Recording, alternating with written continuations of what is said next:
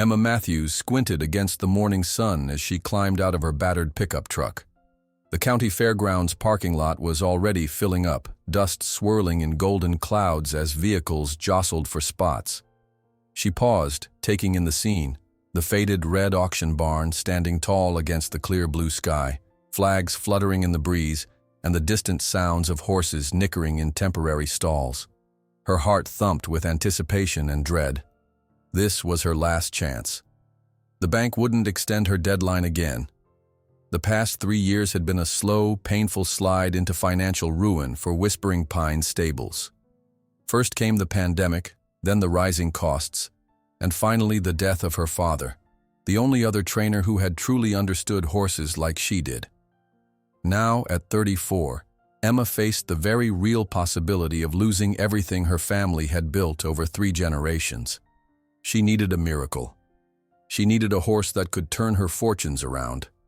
Cutting it close, aren't you? The voice belonged to Harlan Reed, owner of the largest equestrian center in the county and Emma's longtime rival. He stood by the registration desk, his expensive boots gleaming, not a speck of dust on his pressed shirt. Emma forced a smile. "Good morning to you too, Harlan. Didn't expect to see you here. Word is you're about 1 unpaid bill away from shutting down." His eyes, cold as January frost, assessed her worn jeans and scuffed boots. "Yet here I am." Emma signed her name on the registration sheet, painfully aware of the single number in her bank account. $23,000, her entire life savings, earmarked for property taxes if she didn't find another solution. "Looking forward to the offerings today." Harlan chuckled. "Don't waste your time. I've already got my eye on the only horses worth buying." He lowered his voice. "Though there is one that might suit your modest operation. Lot 157. Looks half dead, but might clean up nice for beginner lessons." Emma didn't respond, keeping her expression neutral as she collected her bidder number. She'd learned long ago not to take Harlan's bait. The man had been trying to buy her family's property for years, making no secret of his plans to develop it into luxury equestrian estates. Inside the auction barn, the familiar smells of hay, horse, and humanity enveloped her. People milled about, studying their catalogs, discussing bloodlines and confirmation in hushed tones. Emma found a seat near the back, grateful for the relative anonymity. She opened her catalog, skimming the listings of quarter horses, thoroughbreds, and various mixed breeds up for auction. She'd come with a plan: find a sound, well-trained horse she could use for advanced lessons or perhaps resell for a profit. Nothing flashy, just dependable. Her modest budget wouldn't allow for much more. Her phone buzzed with a text from Abby, her barn manager and oldest friend. "Any luck yet? The farrier just left. Says we need to pay last month's bill before he'll come back." Emma sighed and typed back, "Just arrived. We'll update later." She pocketed her phone as the auctioneer took his position and the first horse entered the ring. For the next 2 hours, she watched as horse after horse was paraded before eager buyers. The prices quickly climbed beyond her reach, even for the most average prospects. Harlan bid aggressively on a flashy chestnut gelding, winning it for $45,000. He caught her eye across the room and smirked. By lunch break, Emma's hope was fading. She stood outside, nursing a paper cup of weak coffee, when she overheard 2 stable hands talking. "They're bringing in that mystery horse next," said the taller one, leaning against the barn wall. "The one they found abandoned." "Heard he was in bad shape," replied his companion. "Ribs showing, coat all matted. Sheriff's department seized him from some property after the owner died." Emma's ears perked up. "Which lot number is that?" she asked, trying to sound casual. The men turned, surprised. "Lot 157, ma'am," the first man answered. "Not much to look at, honestly. Been kept away from the public before the auction. They had the vet check him over, but that's about it." Lot 157. The same one Harlan had mockingly suggested for her. Emma flipped through her catalog. The entry was sparse. Bay gelding, age estimated 8 to 12 years, 16 hands, no known registration. Seized by county sheriff, sold as is. Something tugged at her curiosity. Why keep the horse hidden until the auction? And why would Harlan mention this specific lot to her? When the auction resumed, Emma found herself waiting with unusual anticipation for Lot 157. The horses before it sold quickly, most going to the larger operations in neighboring counties. Then the auctioneer announced, "Next up, ladies and gentlemen, Lot 157, bay gelding of unknown breeding." The horse that entered was indeed a sorry sight. Thin to the point of emaciation, his bay coat dull and patchy in places. His head hung low, and he moved with the careful steps of an animal familiar with pain. Yet despite his condition, there was something about him that caught Emma's eye, a certain dignity in his carriage, perhaps, or the intelligent gleam in his dark eyes. "Who'll give me 500 to start for this gentleman?" the auctioneer called, his voice notably less enthusiastic than it had been for previous lots. The barn fell silent. No one raised their number. "Folks, he's been cleared by the vet. Just needs some good feed and care. How about 300? Still no response. Emma glanced around. Harlan was on his phone, not even looking at the ring. Others were chatting or reviewing their catalogs, waiting for the next viable prospect. "All right then, $200. Surely someone can use a project horse." Emma felt a strange pull. There was something about this horse, something beyond his pitiful appearance. As if sensing her attention, the gelding raised his head and looked directly at her.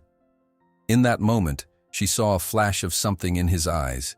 Intelligence, pride, perhaps even a plea. Before she could second-guess herself, Emma raised her bidder card. 200, she called. The auctioneer's face brightened. "I have 200 from bidder number 42. Do I hear 3? Silence again. Going once, going twice. Sold to bidder 42 for $200. As the horse was let out, Emma sat in mild shock. What had she done? She'd just spent money she couldn't spare on a horse that looked half dead. Yet she couldn't shake the feeling that there was more to this animal than met the eye. She was still contemplating her impulsive decision when she felt someone standing over her. It was Harlan, his expression a mixture of amusement and curiosity. "Interesting choice, Matthews," he said. "Very interesting indeed." "Just saw a horse that needed help," she replied evenly. Harlan studied her for a moment too long. "Well, I hope you know what you've gotten yourself into." He turned to leave, then paused. "Word of advice? Look inside his left ear when you get him home. Might find it educational." Before Emma could ask what he meant, Harlan was gone, leaving her with a growing sense that she just stepped into something much bigger than a simple auction purchase. The paperwork took longer than the bidding. Emma filled out form after form, officially taking responsibility for the emaciated bay gelding. She handed over her credit card for the $200 purchase price plus auction fees, wincing at even this small dent in her savings. With each signature, she questioned her sanity. What had possessed her to buy this walking skeleton when her stable was already struggling to feed the horses they had? As she waited for the final receipt, Dr. Miranda Oakes, the county veterinarian, approached with a folder. "You're the one who bought the seizure case?" Dr. Oakes asked, her expression neutral but her eyes kind. Emma nodded. "Impulse decision. Probably a stupid one." "Maybe not." The vet handed her the folder.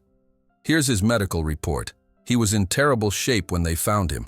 Dehydrated, malnourished, hoof neglect. But his blood work is surprisingly good, and there's no sign of permanent damage. Whoever owned him before must have taken good care of him until fairly recently." Emma flipped through the pages. "Any idea where he came from?"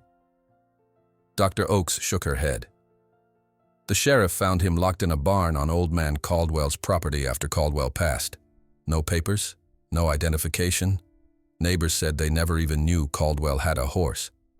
"Strange," Emma murmured, remembering Harlan's cryptic comment about looking in the horse's ear. "What are you going to call him?" Dr. Oakes asked. Emma glanced out the window toward the loading area where her new purchase waited. "I don't know yet. Guess I'll have to see what fits him." An hour later, Emma guided her truck and trailer down the long driveway to Whispering Pine Stables. The property had been in her family for over 70 years, starting as a cattle ranch before her grandfather transitioned to horses in the 1960s. The whitewashed barn needed repainting, and the fences showed their age, but the 100-acre property still held a quiet beauty that tugged at Emma's heart. Abby came jogging out from the barn, her red hair escaping its braid. She peered curiously into the trailer as Emma parked. "That's what $200 buys these days?" she asked, eyeing the thin horse inside. "You sure he's not on his way to the glue factory?" "Thanks for the vote of confidence," Emma replied, lowering the trailer ramp. "There's something about him, Abby. I can't explain it. Well, he'll need a miracle diet and about 6 months of care before he's lesson ready." Abby helped Emma lead the gelding down the ramp. Despite his weakness, the horse moved with surprising grace. His ears perked forward as he took in his new surroundings. "Put him in the quarantine stall for now," Emma directed. "I want Dr. Reynolds to give him a more thorough check tomorrow before we integrate him." Once the horse was settled with fresh water and a small portion of hay, Emma took a moment to observe him. His ribs and hip bones protruded sharply, and his once sleek coat was dull and patchy. Yet there was a quiet dignity in how he held himself, and his eyes, large, dark, and intelligent, watched her with what seemed like careful assessment. "What's your story, boy?" she whispered, approaching slowly. The gelding's ears flicked forward, and he stretched his neck toward her, nostrils flaring gently as he took in her scent. Something about his demeanor spoke of good training beneath the neglect. Abby leaned against the stall door. "So, what's the plan? Fatten him up and use him for beginners? Or flip him once he looks presentable?" "I'm not sure yet," Emma admitted. "Let's see what he shows us." She remembered Harlan's parting words and reached up cautiously toward the horse's left ear. The gelding stood perfectly still as she gently turned the ear, examining the inner surface. There, nearly invisible against the dark skin, was a small tattoo, a series of numbers and letters. "What is it?" Abby asked, noticing Emma's sudden stillness. "A tattoo, inside his ear." Emma stepped back, mind racing.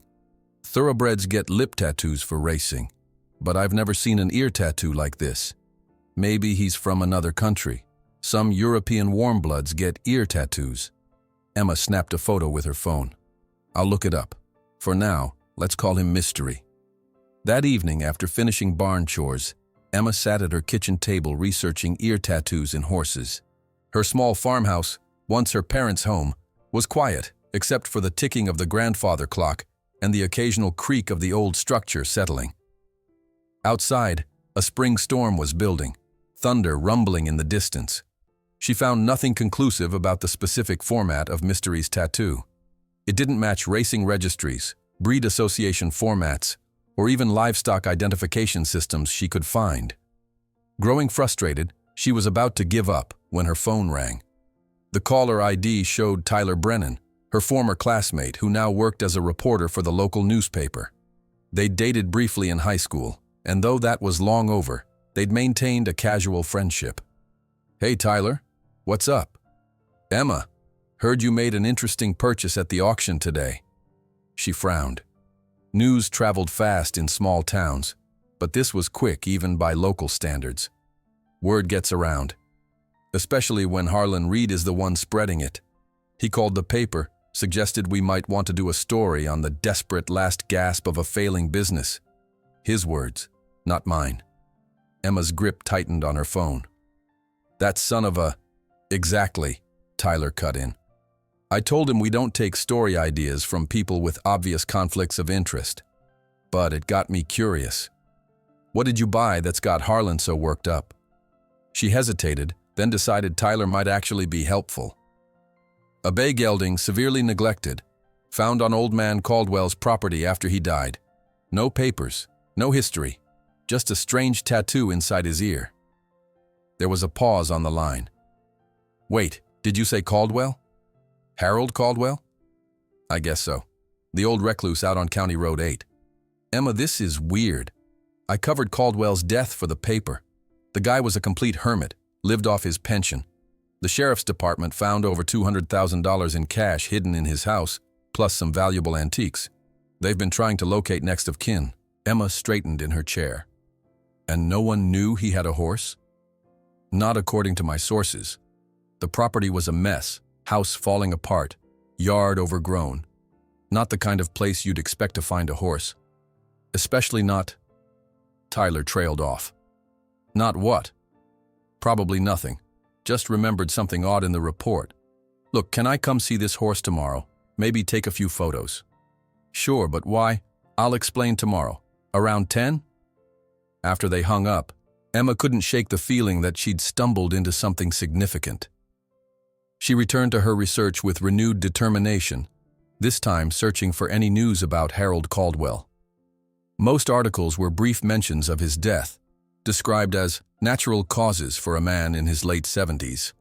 But one small piece caught her eye, a mention that Caldwell had once worked as a stable hand at Oakwood Farm, a prestigious breeding operation that had closed nearly 15 years ago after a scandal involving the disappearance of several valuable horses. The thunder grew closer, lightning now flashing outside her windows. Emma looked out toward the barn, thinking of the mysterious horse now in her care. On impulse, she grabbed a raincoat and flashlight and hurried across the yard. The barn was peaceful, the familiar sounds of horses shifting and breathing a comfort against the storm.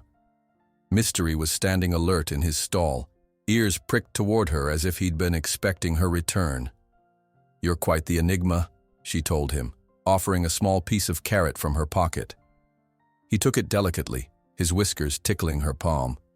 Up close, even in his poor condition, she could see the refined structure of his head, the elegant set of his eyes. This was no ordinary horse.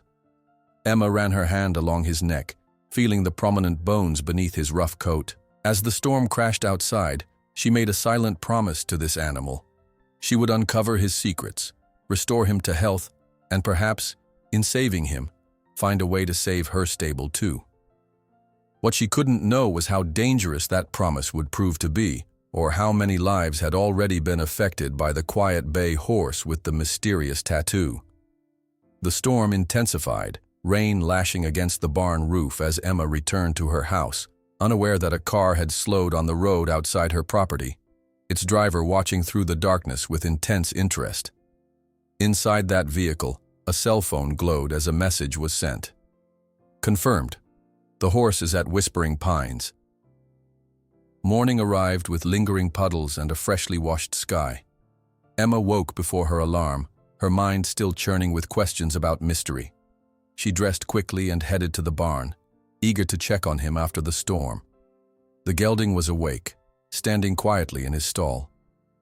Something about his demeanor seemed different in the dawn light, more alert, perhaps even expectant. He nickered softly when he saw her, a gentle greeting that made her smile. "Good morning to you too," she said, opening his stall door. To her surprise, he walked right up to her, lowering his head as if inviting her touch. She stroked his forehead, marveling at how quickly he'd decided to trust her. Most rescued horses, especially those who'd suffered neglect, took far longer to warm up to people.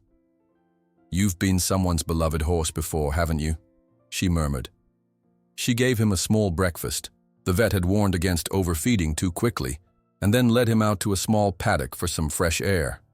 Despite his weakened state, his movement had a natural elegance that caught her eye. He wasn't just walking, he was floating, each hoof placement precise and measured. "What do you think?" Abby had appeared at her side, 2 steaming mugs in hand. She passed one to Emma. "He looks better already, like he knows he's safe." Emma nodded, accepting the coffee gratefully. "Watch how he moves." They observed in silence as Mystery explored his paddock, sniffing the ground and testing the fence line with gentle nudges. "That's not a lesson horse," Abby said finally. "That's not even a show horse. That's something else entirely." "Exactly," Emma agreed.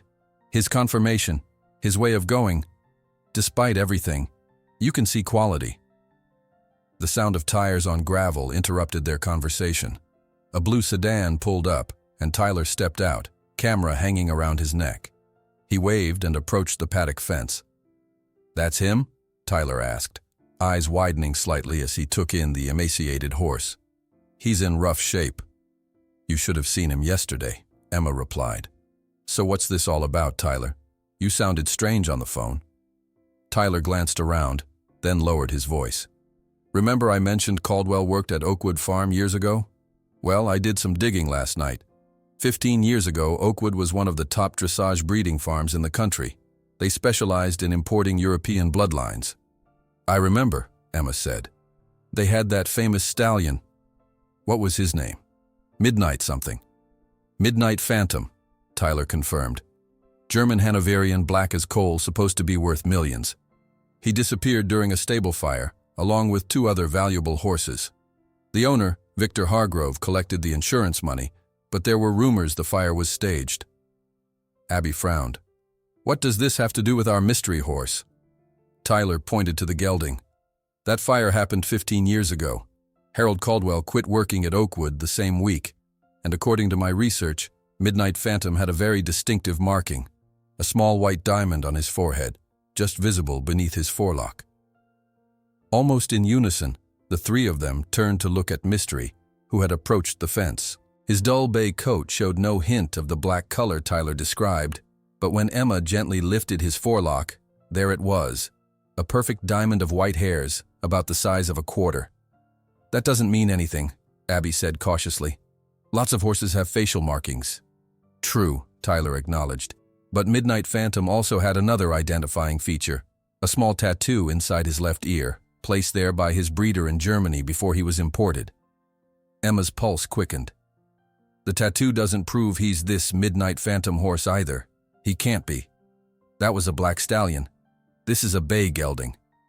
"Hair dye exists," Tyler said quietly. "And gelding changes a stallion's appearance over time, less muscle mass, different neck development." The implications hung in the air between them.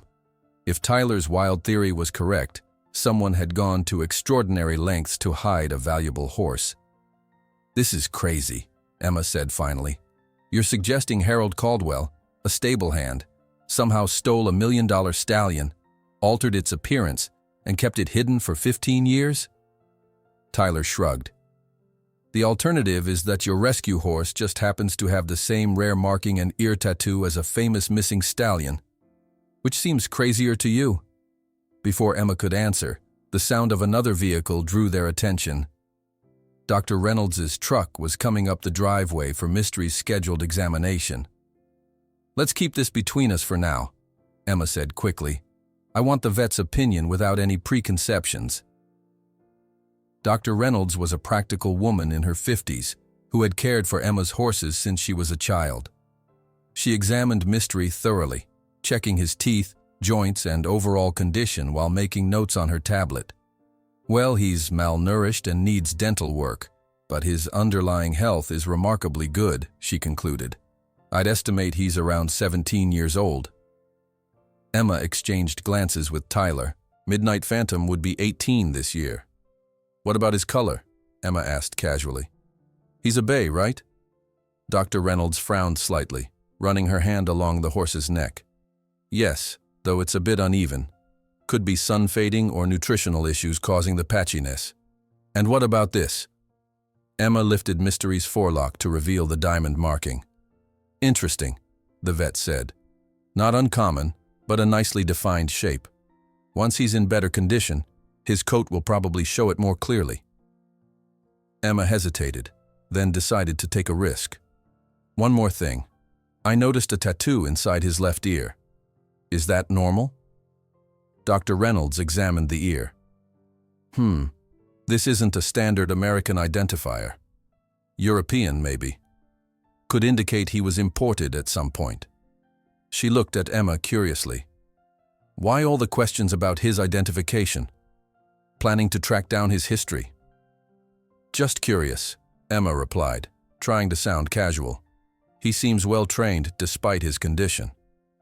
After the vet left, Tyler took several photographs of Mystery, including close-ups of the diamond marking and, with Emma's help, the ear tattoo. "I'll research this number sequence," he promised, "and I'll be discreet." When Tyler had gone, Abby turned to Emma, her expression troubled. If. And it's a huge if. This is really some missing valuable horse. What does that mean for us? For you? Emma had been pondering the same question. Best case? We rehabilitate him, prove his identity, and either sell him to a good home for a significant amount or use him as a breeding stallion if he can be reversed. She paused.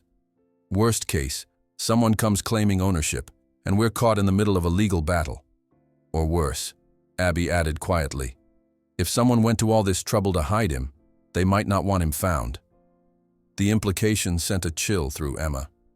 She looked at Mystery, now grazing peacefully in his paddock, unaware of the stir he was causing. We need more information before jumping to conclusions, Emma decided. Let's keep this quiet until we know more. Throughout the day, Emma found herself returning to Mystery's paddock between lessons and chores. Each time the gelding would approach her, his eyes seeming to hold questions she couldn't answer. Despite his poor condition, there was an undeniable presence about him, a quiet power that drew her in. By evening, she had established a rehabilitation plan. Small, frequent meals of high-quality feed, gentle exercise to rebuild muscle without strain, and daily grooming to improve his coat condition. If they proceeded carefully, he could be back to a healthy weight within a few months. As she finished the evening feeding, Emma's phone rang. It was Tyler. I sent those photos to a contact in the equestrian press, he said without preamble. She confirmed the tattoo format matches German breeding registry standards from the early 2000s. And she's sending me archival photos of Midnight Phantom for comparison. Emma leaned against the barn wall, her mind racing. This is still circumstantial, Tyler. There's more, he continued. I looked into Harold Caldwell's bank records, public information since his estate is in probate. For 15 years, he made regular cash withdrawals of exactly $3,000, always on the first of the month, then stopped about 6 months ago. Around when he might have fallen ill, Emma mused. Exactly. What if someone was paying him to keep the horse hidden? When the payments stopped, maybe he couldn't afford proper care anymore. It was a plausible theory, but it led to more questions. Who would pay to hide a valuable horse for 15 years? And why return now, when the statute of limitations on theft and insurance fraud had surely expired? As darkness fell, Emma secured the barn for the night, making sure Mystery had fresh water and enough hay to last until morning. She couldn't shake the feeling that bringing him home had set something in motion, something beyond her control. Walking back to her house, she noticed a black SUV driving slowly past the property, its windows tinted too dark to see inside. It continued down the road without stopping, but the sight left Emma uneasy. She double-checked her doors were locked before going to bed, her dreams filled with running horses and shadowy figures. Emma woke before dawn, unsettled by dreams she couldn't quite remember. She threw on her work clothes and headed to the barn, needing to check on Mystery. The morning air was cool against her skin, dew dampening her boots as she crossed the yard. The barn was quiet, horses still dozing in their stalls. Emma moved silently past them to the quarantine area where Mystery was housed. To her relief, he was standing calmly, ears pricking forward at her approach. "Hey there," she whispered, opening his stall door. The gelding lowered his head to greet her, his breath warm against her palm. In just 2 days, he already seemed more alert, his eyes brighter. Emma ran her hands along his neck and shoulders, checking for any changes. His coat still hung loosely over his frame, but she could feel the quality of his muscle structure beneath. "You're something special, aren't you?" she murmured. As the sun began to rise, casting golden light through the barn windows, Emma led Mystery outside for his morning assessment. She walked him slowly around the small paddock, watching his movement carefully. Despite his weakness, there was a natural cadence to his gait, a fluidity that spoke of exceptional breeding. Emma's phone buzzed in her pocket. It was a text from Tyler. "Check your email, found something." She finished settling Mystery with his breakfast before returning to the house. At her computer, she opened Tyler's email to find several attachments, old photographs and scanned documents. The first image showed a magnificent black stallion with a powerful build and proud carriage. Even through the photo, his presence was commanding. A small caption identified him as Midnight Phantom, 2008 European Grand Prix Dressage Champion. Emma enlarged the image, focusing on the stallion's face.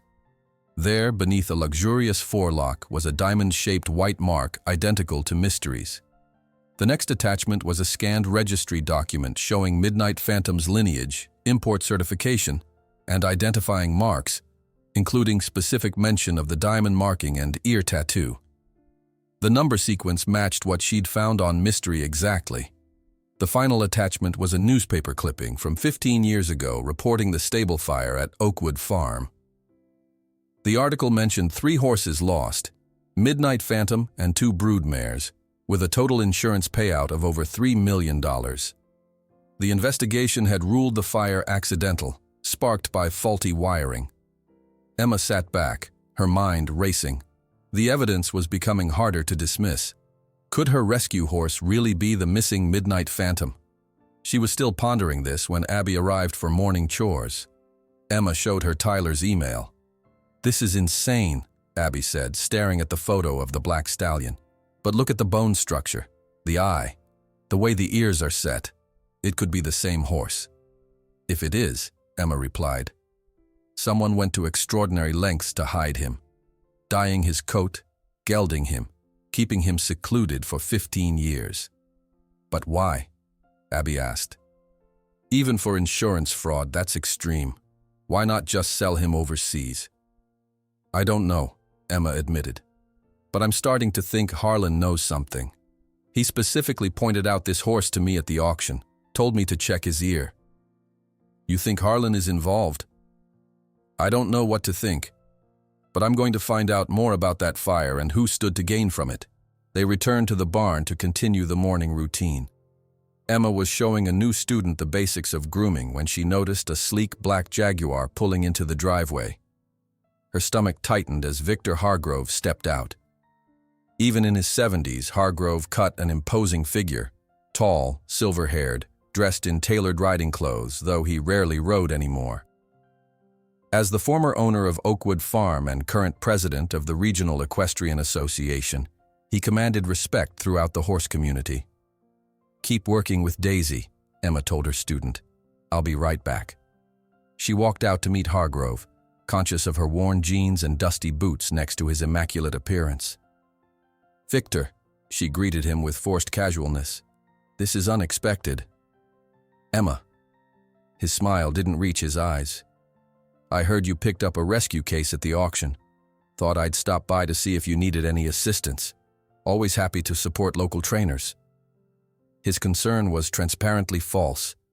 In 15 years of running Whispering Pines, Hargrove had never once offered her help. "That's generous," she replied evenly, "but we're managing fine. I insist on at least having a look." Without waiting for permission, he strode toward the paddocks. "Which one is it?" Emma hurried to catch up, her mind racing. Should she show him Mystery and gauge his reaction? Or make an excuse? Before she could decide, Hargrove spotted Mystery in the small quarantine paddock. He stopped so abruptly that Emma nearly bumped into him. For a moment he said nothing, his face unreadable as he studied the bay gelding. Then he turned to Emma, his expression carefully neutral.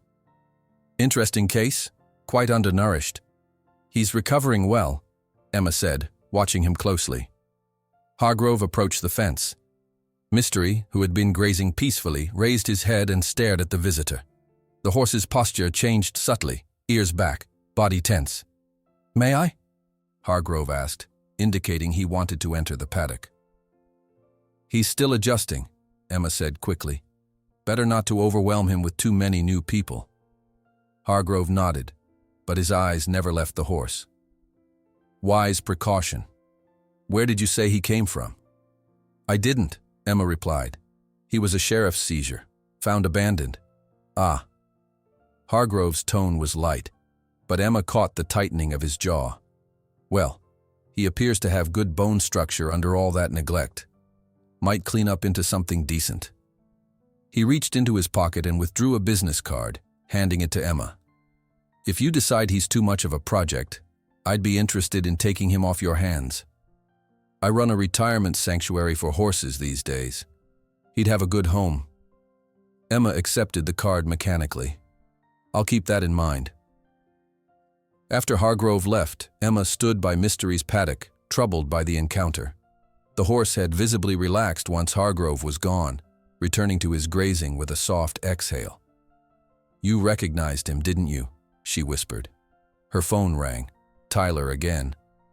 I just met Victor Hargrove, she said without preamble when she answered. That's weird timing, Tyler replied. I was calling because I found a connection between Hargrove and Harlan Reed. After the Oakwood fire, Hargrove invested heavily in Reed's equestrian center. They're business partners. Emma's unease deepened. Hargrove just offered to buy Mystery from me. Already? That's suspicious. Listen, I've got more on the fire investigation. The insurance company had doubts. The timing was convenient, right when Midnight Phantom's performance was declining due to an injury. But they couldn't prove anything. What kind of injury? Emma asked. Tendon damage in his right front leg. Career ending for a dressage horse at that level. But not life-threatening. Emma glanced at Mystery's right front leg. She hadn't noticed any significant scarring or irregularity in his movement, but it warranted a closer look. I need to check something, she told Tyler. I'll call you back. Emma entered Mystery's paddock with a curry comb and began grooming him, working her way methodically down his body. When she reached his right front leg, she ran her hand carefully along the tendons, feeling for abnormalities. There, a slight thickening midway down the tendon, barely perceptible but definitely present. The kind of old injury that good veterinary care could manage, but never completely erase. Her heart pounding, Emma examined Mystery's coat more carefully, focusing on areas where the bay coloring seemed uneven. Using a damp cloth, she rubbed gently at a patch on his neck. The cloth came away with a faint brownish tint. Hair dye, she whispered. Mystery turned his head to look at her, his intelligent eyes seeming to hold secrets he couldn't share. On impulse, Emma took out her phone and played a video of classical dressage music, the kind used in high-level competitions. The effect was immediate. Mystery's ears pricked forward, his posture changed, and to Emma's astonishment, he began to move in rhythm with the music, his steps becoming more elevated despite his weakened condition. It was as if muscle memory had taken over, his body remembering training his mind couldn't forget. Emma stopped the music, her hands shaking slightly. The evidence was becoming overwhelming. This wasn't just any rescue horse. This was Midnight Phantom, a champion believed dead for 15 years. But if that was true, it meant someone had committed insurance fraud on a massive scale. Someone had staged a fire, potentially endangering other horses and people. Someone had been paying Harold Caldwell to keep this horse hidden, and now that same someone might know exactly where Mystery was. As the implications sank in, Emma realized she needed help, someone with resources and influence who could protect both her and the horse until the truth came out. She thought of Harlan Reed's smirk at the auction, his deliberate hint about the ear tattoo. Was he trying to expose Hargrove's fraud? Or was there something else at play? Emma reached for her phone again, this time calling her Aunt Judith, a retired attorney who had always been her most trusted advisor. As the phone rang, she kept one hand on Mystery's neck, drawing comfort from his solid presence. Aunt Judith, I need your help with something complicated and potentially dangerous. Aunt Judith arrived within the hour, her silver Volvo kicking up dust as it rolled down the driveway. At 68, she carried herself with the same sharp authority that had made her a formidable presence in courtrooms for over 4 decades. Her retirement 3 years ago hadn't dulled her mind or her instincts. "Show me everything," she said after Emma had outlined the situation. They walked to Mystery's paddock where the horse was dozing in the afternoon sun. At their approach, he lifted his head, ears forward, eyes alert. Judith studied him thoughtfully. He doesn't look like a multi-million-dollar horse. Not yet, Emma agreed, but watch this. She played the dressage music again from her phone. Mystery's transformation was immediate, his posture elevating, movements becoming precise and rhythmic despite his poor condition. Judith's eyebrows rose. That's training you can't fake. Emma showed her the tattoo, the diamond marking, and the old tendon injury, explaining Tyler's research and the connections between Hargrove, Reed, and the insurance claim. So, if this is really Midnight Phantom, someone committed insurance fraud to the tune of at least $1 million, Judith summarized. And that someone is likely Victor Hargrove, possibly with Harlan Reed's involvement. That's my theory, Emma confirmed. But I don't understand why Harlan would point me toward this horse at the auction if he was part of the fraud. Perhaps there's a falling out between partners, Judith suggested. Or maybe Reed wasn't involved in the original fraud but discovered it later and is using it as leverage against Hargrove. Emma hadn't considered that possibility.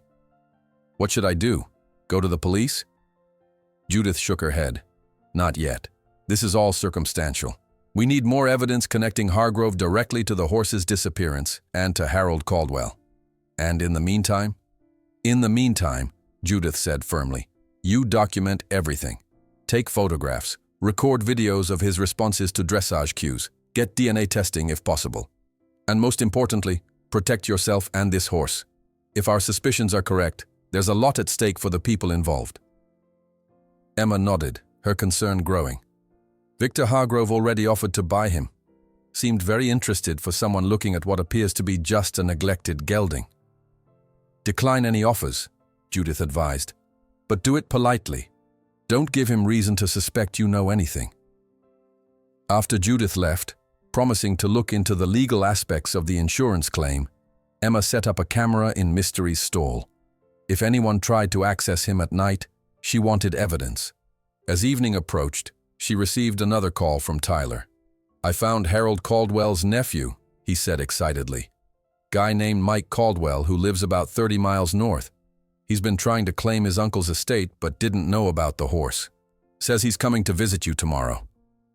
Emma felt a mixture of anticipation and dread.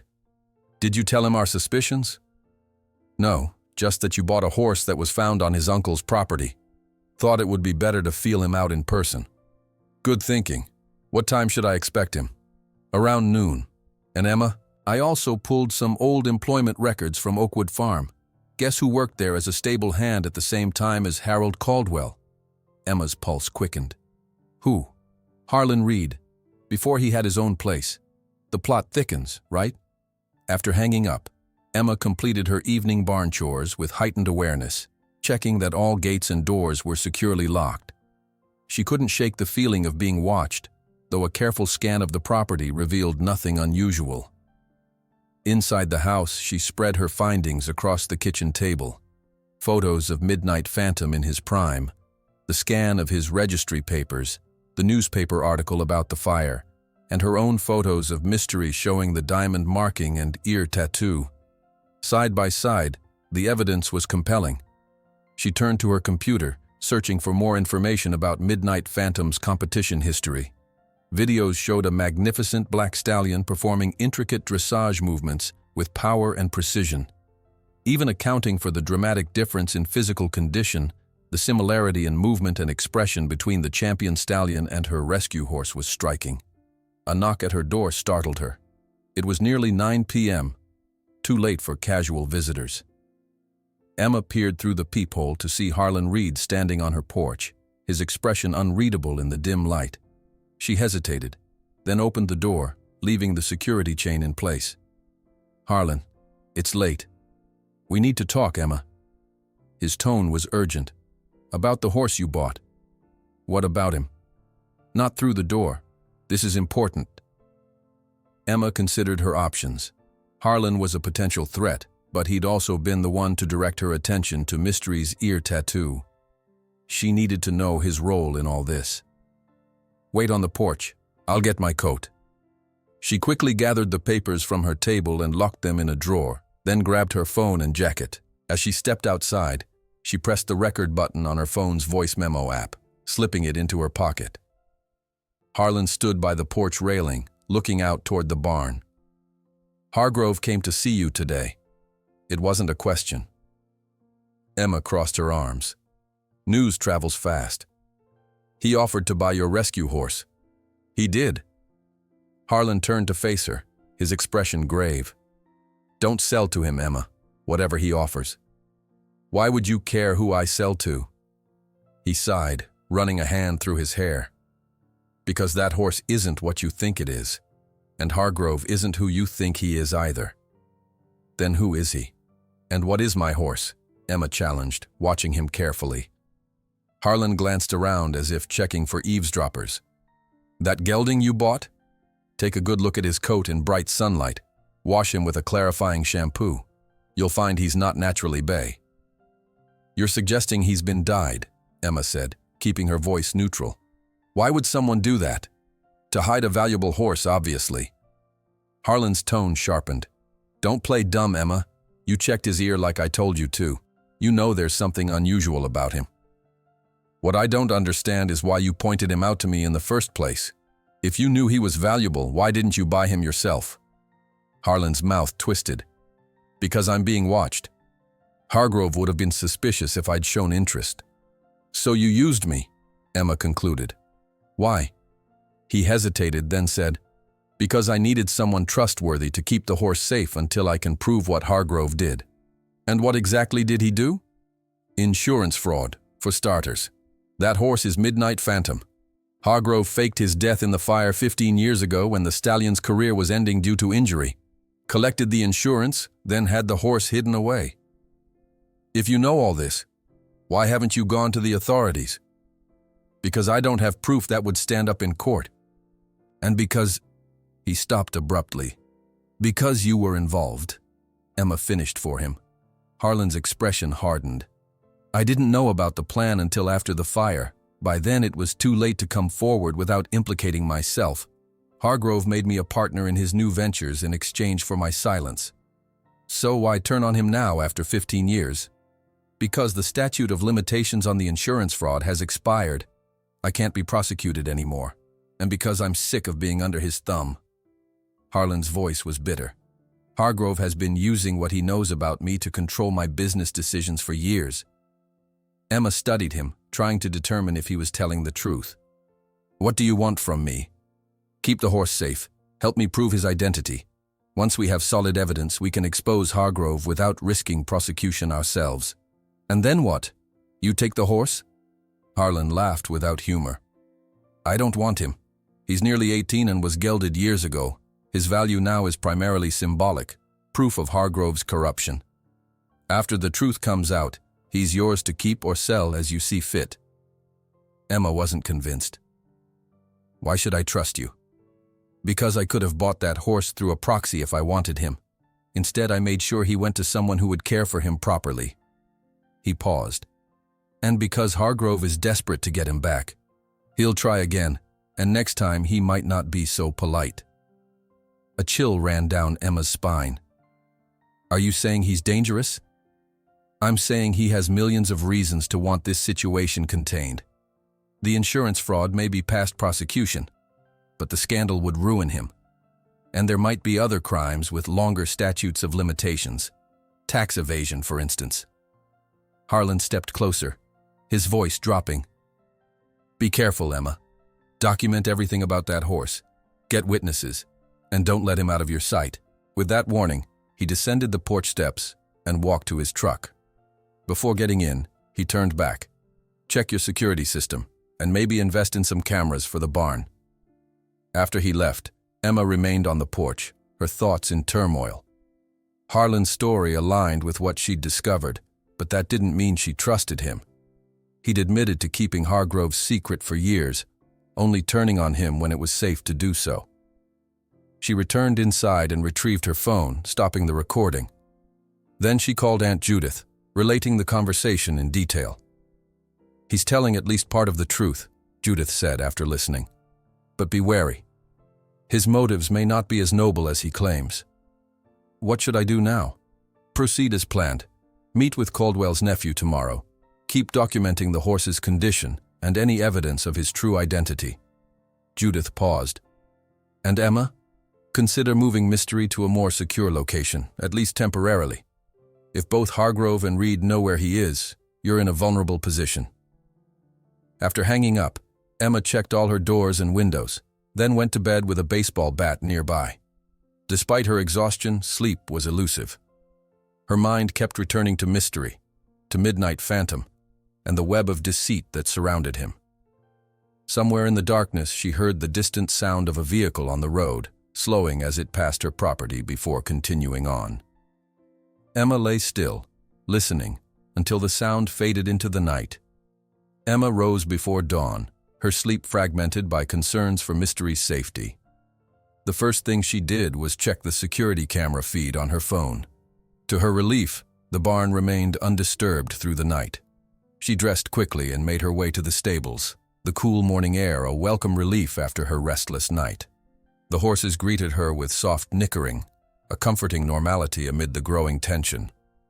Mystery stood alert in his stall, ears pricked forward at her approach.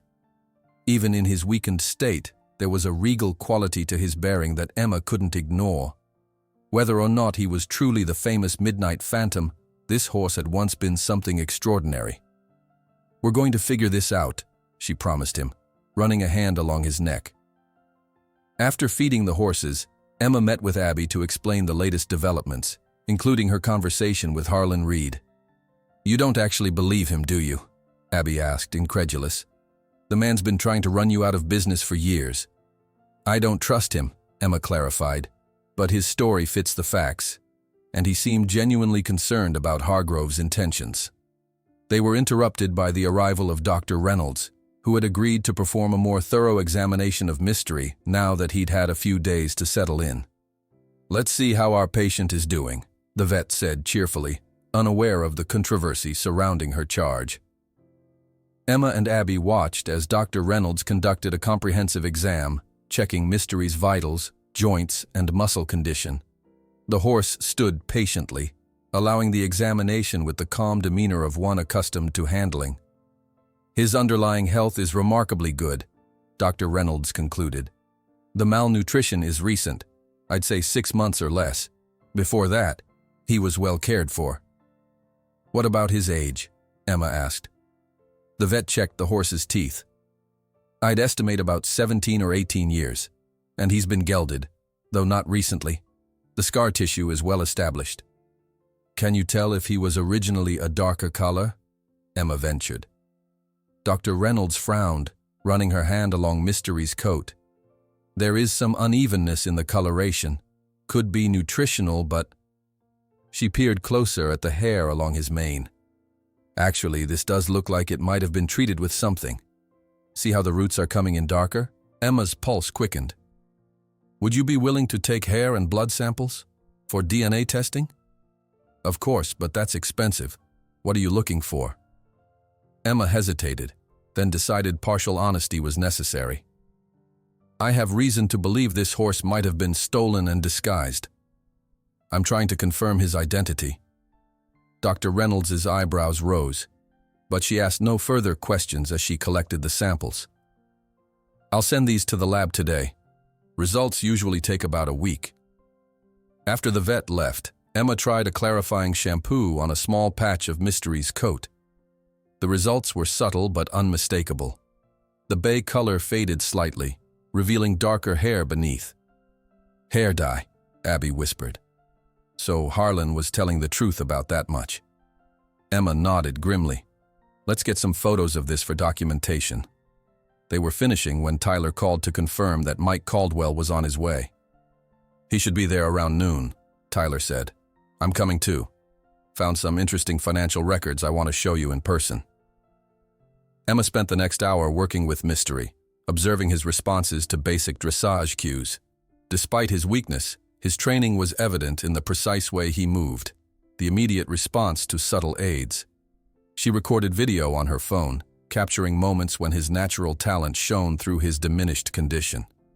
Around midday, Tyler arrived with Mike Caldwell, a stocky man in his 50s with a weathered face and calloused hands that spoke of physical labor. He nodded curtly as Emma introduced herself. "So you're the one who bought my uncle's horse," he said, his tone gruff but not unfriendly. "I wasn't aware it was your uncle's horse," Emma replied carefully. "The auction listed him as a sheriff's seizure." Caldwell snorted. "That's because nobody knew Uncle Harold had a horse. Man was a hermit, especially these last 15 years. I only saw him once a year at most, when he'd let me drop off groceries. You didn't know about the horse at all? Abby asked. Not until this reporter called me. Caldwell jerked a thumb toward Tyler. Said you bought a horse found in my uncle's barn after he died. That true? Emma nodded. Would you like to see him? They walked to Mystery's paddock. The horse was grazing peacefully, but lifted his head as they approached, studying the newcomers with intelligent eyes. Caldwell whistled low. He looks rough, but that's a quality animal under all that neglect. Did your uncle ever mention keeping a horse for someone else? Emma asked. Or receiving payments for some kind of service? Caldwell's eyes narrowed. What are you getting at? Tyler stepped in. Mr. Caldwell, we have reason to believe your uncle may have been paid to hide this horse. We found regular cash withdrawals from his account, $3,000 monthly for 15 years, stopping about 6 months ago. That's crazy, Caldwell said, but doubt flickered across his face. Uncle Harold was a simple man, worked as a stable hand most of his life before retiring on his pension.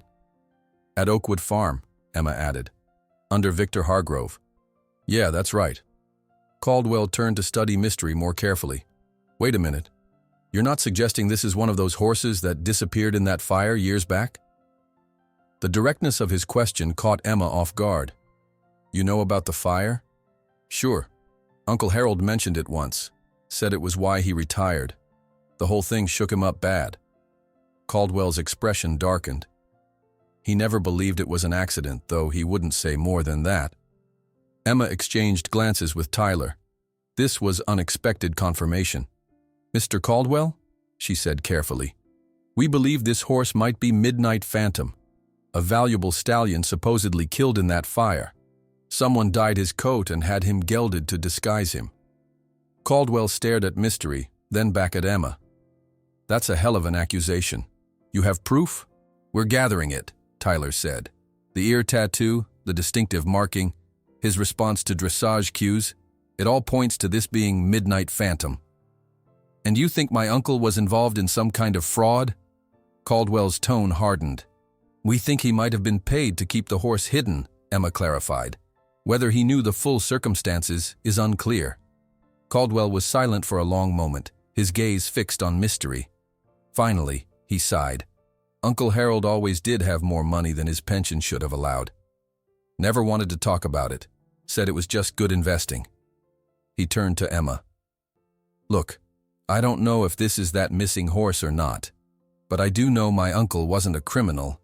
If he kept this horse, he must have had his reasons. We're not trying to tarnish your uncle's memory, Emma assured him. But if this is Midnight Phantom, there are people who might go to extreme lengths to keep that quiet. You mean Hargrove, Caldwell said bluntly. Emma blinked in surprise. You know him? Met him once when I visited Uncle Harold at Oakwood years ago. Cold fish. Uncle Harold didn't like him much, said he cared more about money than horses. Caldwell hesitated. There's something else. After Uncle Harold died, I found a safe deposit box key among his things. Haven't had a chance to check it yet. Could be nothing, but... Or it could be evidence, Tyler finished eagerly. Would you be willing to open it soon? Caldwell nodded slowly. I guess I need to know the truth as much as you do. I can go to the bank tomorrow. Their conversation was interrupted by the sound of tires on gravel. A familiar black SUV was coming up the driveway, the same one Emma had noticed driving past her property the previous night. Expecting company? Tyler asked. No, Emma replied, tension coiling in her stomach. And that's the vehicle I saw creeping around last night. The SUV parked, and two men in expensive suits emerged. One was short and stocky with close-cropped hair, the other tall and lean with a face that seemed permanently set in a scowl. Neither looked like they belonged at a horse stable. Ms. Matthews? The taller one called. We'd like a word. Emma motioned for Abby to stay with Mystery. Keep him in the paddock, she whispered, then walked toward the visitors with Tyler and Caldwell following. Can I help you? She asked, maintaining a safe distance. My name is Richard Grant. This is my associate, Mr. Vega. The tall man's smile didn't reach his eyes. We represent Pinnacle Insurance Group. We're investigating a matter related to a horse that may be in your possession. Emma's pulse quickened. Pinnacle had been the company that paid out for the Oakwood fire. What horse would that be? A bay gelding purchased at auction 4 days ago. Grant's gaze shifted toward the paddocks. We'd like to examine him if you don't mind. I do mind, actually, Emma replied. This is private property, and I wasn't notified of any insurance inspection. Grant's smile thinned. Ms. Matthews, this is a potential fraud investigation. We can return with law enforcement if necessary. Tyler stepped forward. I'm Tyler Brennan with the County Herald. On what grounds are you investigating Ms. Matthews? She purchased the horse legally at a public auction. We're not investigating Ms. Matthews, Grant clarified smoothly. Our interest is in the horse's previous ownership and possible connection to an old claim. Do you have documentation authorizing this inspection? Emma pressed. Grant's expression hardened. We can get it, but I thought you might prefer a discreet conversation rather than a formal investigation that might attract unwanted attention. The threat was thinly veiled. Emma felt Caldwell shift beside her. These men bothering you, miss? He asked loudly, his stance widening subtly. We're simply having a conversation, Grant said, his tone cooling further. Perhaps we can speak privately, Ms. Matthews. Emma crossed her arms. Anything you have to say can be said in front of my friends. Grant and Vega exchanged glances. Very well, Grant said finally. We've received information suggesting that a horse believed destroyed in a covered claim 15 years ago may actually be alive and in your possession. We're here to verify that information. And who provided this information? Tyler asked. That's confidential. Emma considered her options. Refusing outright might escalate the situation, but allowing them access to mystery could be dangerous. I need to see proper documentation, she said firmly. A court order or official paperwork from your company detailing this investigation. Until then, I'm not obligated to show you anything. Grant's jaw tightened. You're making a mistake, Ms. Matthews. This could become very unpleasant. Are you threatening me? Emma asked, loud enough that Abby, still by the paddock, looked over in alarm. Not at all. Grant backed down slightly. We'll return with the proper documentation, but I strongly suggest you reconsider your position. Some matters are better handled quietly. Without waiting for a response, the men returned to their SUV and drove away, gravel crunching under their tires. Well, that was ominous, Tyler said when they were gone. Caldwell grunted in agreement.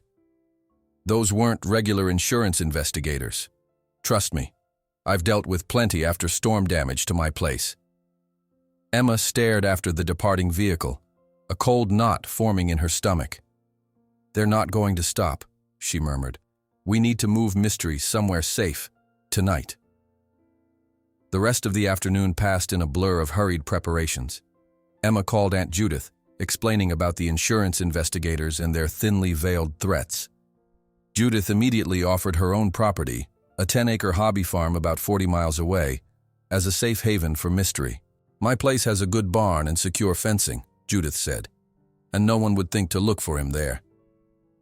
Emma agreed to the plan, organizing for Mystery's transport after dark when they'd be less likely to be observed.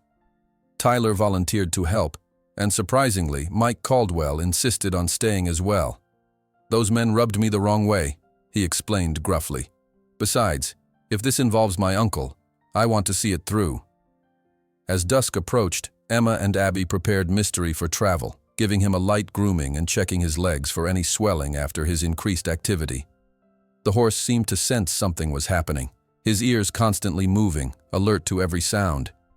He knows, Abby murmured, stroking his neck. Horses always know when something's up.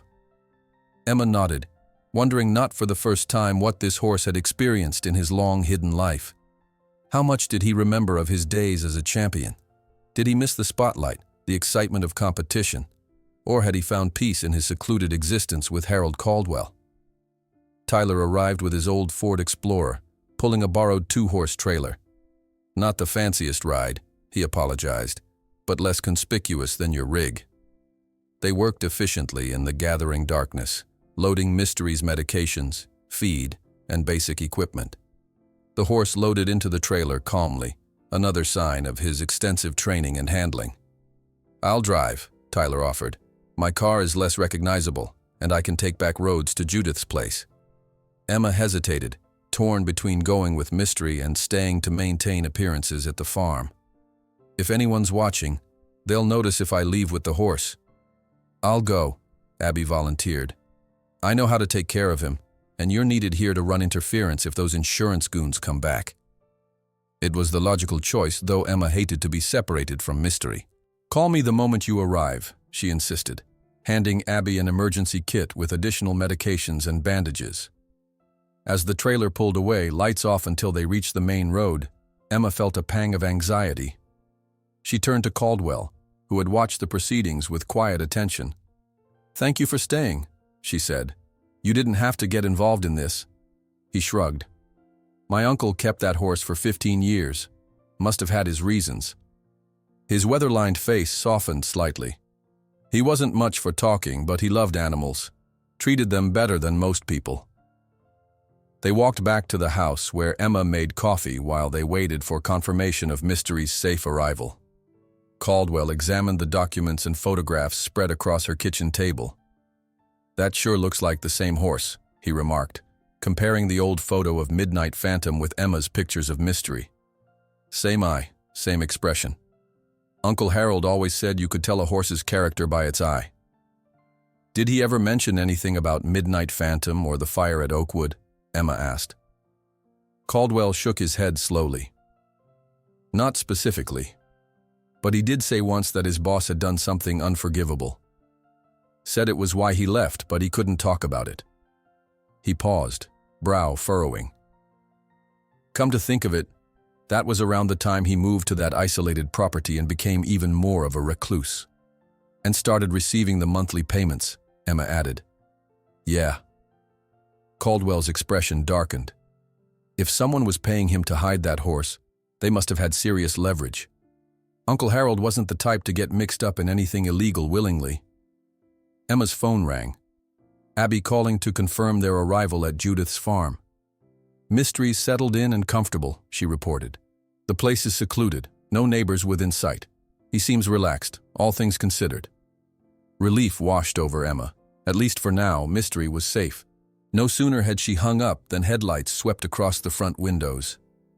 Emma tensed, peering through the curtains to see Victor Hargrove's Jaguar parking in her driveway. "It's Hargrove," she told Caldwell, who immediately straightened, his expression hardening. "Want me to send him packing?" he offered. Emma shook her head. "No, I need to find out what he knows. But stay close, please." She opened the door before Hargrove could knock.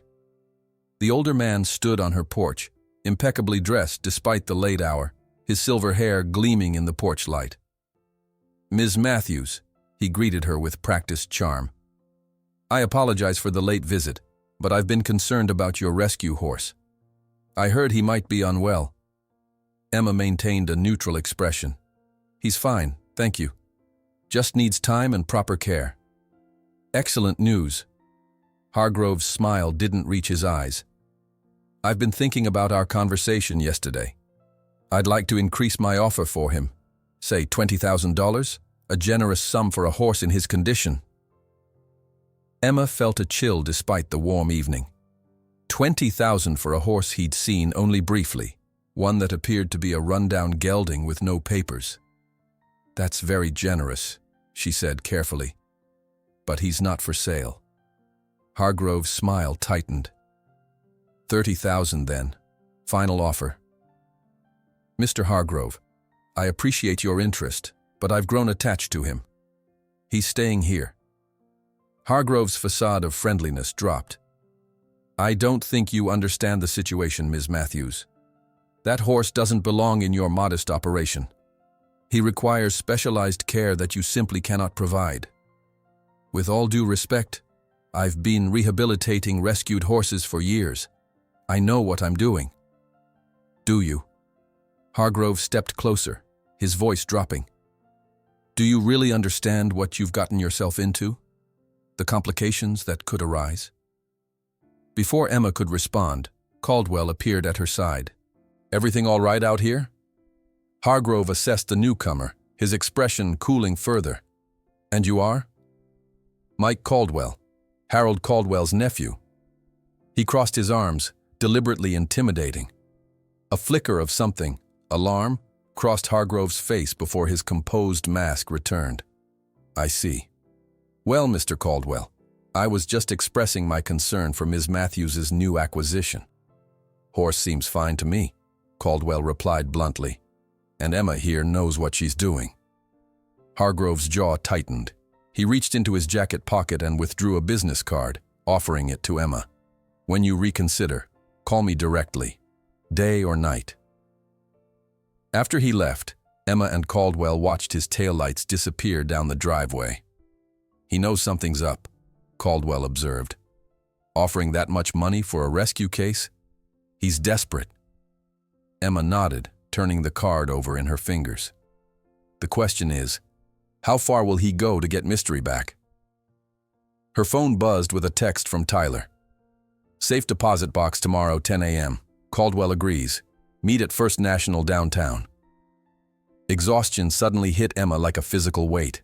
The adrenaline of the day was wearing off, leaving her drained. She offered Caldwell the guest room for the night, which he accepted with a gruff thanks. Sleep came fitfully, filled with dreams of running horses and shadowy figures. Emma woke before dawn, checking her phone immediately for any news from Abby. A simple text confirmed all was well at Judith's farm. After feeding her remaining horses and making arrangements for a student to handle the day's lessons, Emma met Tyler and Caldwell at the bank. The lobby was quiet, only a few customers conducting early morning business. The bank manager, a woman in her 50s with a practical bob and reading glasses on a chain, escorted them to the safe deposit vault. Caldwell presented his identification and the key, completing the necessary paperwork with methodical patience. Finally, they were led to a private room with Harold Caldwell's safe deposit box, a large rectangular metal container that the manager placed on the table before discreetly withdrawing. Caldwell looked at Emma and Tyler. "Moment of truth," he said, inserting the key and lifting the lid. Inside was a sealed manila envelope, a small leather notebook, and a USB drive. Caldwell lifted out the envelope first, opening it carefully to reveal a stack of photographs and what appeared to be veterinary records. The photos showed Midnight Phantom in various stages of transformation, first as the gleaming black stallion from his competition days, then with his coat partially altered to a reddish brown, then fully disguised as a bay. The final images showed him post-gelding, noticeably thinner but unmistakably the same horse. "My God," Tyler whispered, spreading the photos across the table. "Your uncle documented everything." Caldwell's expression was grim as he picked up the notebook. Inside, in neat, cramped handwriting, Harold Caldwell had kept a detailed log spanning 15 years. Dates of payments received, health notes about the horse, and occasional cryptic references to VH and HR. Victor Hargrove and Harlan Reed, Emma guessed. The most damning evidence was on the USB drive, which they viewed on Tyler's laptop.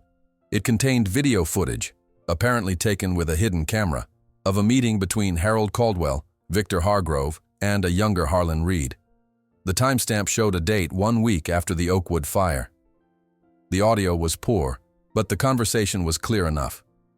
"You'll receive $3,000 a month," Hargrove was saying. "In cash, no paper trail. All you have to do is keep him healthy and hidden. No one can ever know he survived. And if I refuse?" Harold's voice was thin but resolute. Hargrove's laugh was cold. "Then the arson investigation might take an interesting turn. Those accelerants didn't plant themselves, Harold. You said no one would get hurt," Harold protested. "You promised the stable would be empty." "And it was," Reed interjected. "No one died. The insurance company paid. Everyone wins, as long as you keep your mouth shut and take care of the horse." The video continued, showing Harold reluctantly agreeing to the arrangement. Before it ended, Hargrove made one final threat. "Remember, if Phantom ever resurfaces, we all go down. But you'll go down first, and hardest." Caldwell stopped the video, his face ashen. He was blackmailed, he said quietly. They forced him into it. Emma placed a hand on his arm. Your uncle protected that horse for 15 years. He could have put him down or sold him, but he didn't. He cared for him. And he kept evidence, Tyler added, gathering the materials carefully. He made sure the truth could come out someday. Caldwell nodded slowly, a mixture of grief and pride crossing his features. That sounds like Uncle Harold. Quiet, but principled. As they carefully packed the evidence back into the box, Emma's phone rang. It was Abby, her voice high with tension. Emma, someone's here. A black SUV just pulled up to Judith's place. 2 men in suits are walking toward the barn. Emma's blood ran cold. How did they find you? Are the doors locked? Yes, but they're looking in windows. Judith's calling the sheriff, but it'll take time for them to get here. What should I do? Emma's mind raced. Don't confront them. Stay out of sight, but try to get photos if you can do it safely. She hung up and quickly explained the situation to Tyler and Caldwell. They found Mystery, she said, fear and anger competing in her voice. We need to get to Judith's place now. As they hurried from the bank, Tyler clutched the envelope of evidence. We should make copies immediately. If these guys are willing to trespass to find Mystery, they might be desperate enough to try to destroy this evidence too. Emma nodded grimly. Make copies, then take the originals somewhere safe. Caldwell and I will head to Judith's. They parted in the parking lot, Emma's heart pounding with fear for Mystery and Abby. As she and Caldwell sped toward Judith's farm, she couldn't shake the feeling that the stakes had just risen dramatically. What had begun as a mystery about a rescue horse's identity had escalated into something far more dangerous, a web of fraud, blackmail, and desperation that had already spanned 15 years and claimed 1 life. And now, the final act was unfolding with Mystery caught in the center. Emma gripped the steering wheel so tightly her knuckles turned white as she pushed her truck to its limits on the country roads.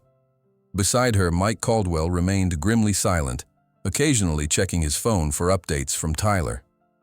He's made copies, Caldwell reported after receiving a text, taking the originals to his editor's home safe. Emma nodded, grateful for Tyler's foresight. Did Abby call again? Nothing yet. The silence that followed was heavy with unspoken fears. Emma's mind raced through scenarios, each worse than the last. Who had found Mystery? The insurance investigators? Hargrove himself? And how had they tracked him to Judith's farm?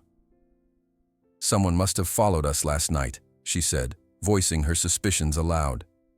We were careful, but not careful enough. Caldwell grunted in agreement. These people have resources, money, connections. And 15 years of secrets to protect, Emma added. They were still 20 minutes from Judith's farm when Emma's phone rang. Caldwell answered and put it on speaker. Emma? It was Abby, her voice tight with tension. The men are gone, but you need to get here fast. They tried to load Mystery into a trailer. Are you okay? Is Mystery safe? We're fine. Judith came out with a shotgun. Not loaded, but they didn't know that. They backed off, said they'd return with law enforcement. Something about a court order. That's a bluff, Emma said firmly. They don't have legal authority. We're almost there.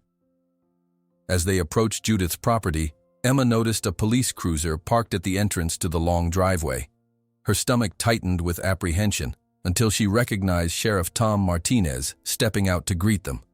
Martinez had been a friend of her father's, a reasonable man who valued justice over bureaucracy. Emma pulled over and rolled down her window. Emma, he nodded. Got a call from Judith about trespassers. Want to tell me what's going on? Briefly, Emma explained the situation, the horse's true identity, the insurance fraud, and the evidence they'd discovered that morning. Martinez listened without interruption, his weathered face thoughtful. When she finished, he sighed heavily. That's quite a story. And these men who showed up, they claim to be insurance investigators? That's what they told me yesterday, Emma confirmed, but something felt off about them. Well, nobody's coming onto Judith's property without proper legal documentation, Martinez assured her. I'll stay until we figure this out. Meanwhile, I'd like to see this famous horse of yours." They continued down the driveway to Judith's modest farmhouse. Behind it stood a well-maintained barn, painted traditional red with white trim. Abby was waiting by the entrance, relief flooding her face when she saw Emma. "Thank God you're here," she said, embracing Emma quickly. "Mystery's fine, but shaken up. Those men tried to sedate him." "They what?" Emma pushed past her into the barn, where Judith stood guard outside Mystery's stall, still holding the unloaded shotgun. "Emma, dear," Judith greeted her with remarkable composure. "Your horse has had quite an exciting morning." Mystery was pacing in his stall, ears forward, nostrils flaring. He calmed visibly when he saw Emma, approaching the stall door and extending his muzzle toward her. "It's okay, boy," she soothed, stroking his forehead. "I'm here now." Sheriff Martinez entered behind them, followed by Caldwell. "So this is the $1 million horse," he remarked, studying Mystery with interest. "More like $3 million with inflation," Judith corrected. "And the subject of quite elaborate fraud, it seems." Martinez approached the stall carefully. Mystery eyed him with suspicion but remained calm. "What proof do you have of his identity?" the sheriff asked. "DNA testing is underway," Emma explained. "But we have substantial evidence already: the ear tattoo, the diamond marking, his response to dressage training. And this morning we found documentation that Harold Caldwell kept, including photos showing the horse's transformation." Martinez nodded thoughtfully. "Tyler mentioned something about video evidence too?" "Yes, showing Hargrove and Reed blackmailing Harold Caldwell into hiding the horse after they faked his death in the fire." The sheriff whistled low. "That's serious business. Insurance fraud, blackmail, possibly arson. And now attempted theft," Judith added firmly. "Those men tried to take this horse by force." "Did you get their names?" Martinez asked. "They identified themselves as Richard Grant and Mr. Vega from Pinnacle Insurance," Abby supplied. "But they didn't show any ID when I asked." Martinez made a note in his small notebook. "I'll run those names, see if they're legitimate. In the meantime—" He was interrupted by the sound of vehicles approaching. Through the barn door, they could see 2 black SUVs and Victor Hargrove's Jaguar pulling up to the house. "Looks like the cavalry has arrived," Judith remarked dryly. Martinez straightened, adjusting his belt. "Stay here. Let me handle this." They watched through the barn window as Martinez met the newcomers in the driveway. Hargrove emerged from his car, followed by the same 2 men who had visited Emma the day before. From one of the SUVs stepped Harlan Reed, his expression tense. "What is Reed doing here?" Abby whispered. "Playing both sides, it seems," Emma replied grimly. They couldn't hear the conversation, but the body language was clear. Hargrove was agitated, gesturing emphatically toward the barn, while Martinez remained steadfast, hands on his belt near his weapon. After several minutes of heated discussion, the sheriff appeared to issue a firm directive. Reluctantly, the group returned to their vehicles. Martinez walked back to the barn as the cars pulled away. "They'll be back with a court order," he reported. "Hargrove is claiming ownership of the horse, says it was stolen from him years ago." "That's absurd," Judith exclaimed. "He collected insurance money declaring the horse dead." "I know," Martinez agreed. "But they'll try to tie this up in legal proceedings. Their goal will be to get possession of the horse while the case drags on." "We can't let that happen," Emma said fiercely. "Once they have Mystery, he'll disappear again, permanently this time." Martinez looked troubled. "I can stall them for a day, maybe 2, by questioning the authenticity of whatever order they bring, but eventually a judge will have to decide." "Then we need to move quickly," Judith declared. "Emma, when will those DNA results come back?" Dr. Reynolds said about a week. "Too long," Caldwell muttered. "They'll have their court order by then." Emma paced the barn aisle, thinking furiously. "We need to prove Mystery's identity definitively, and we need to do it now."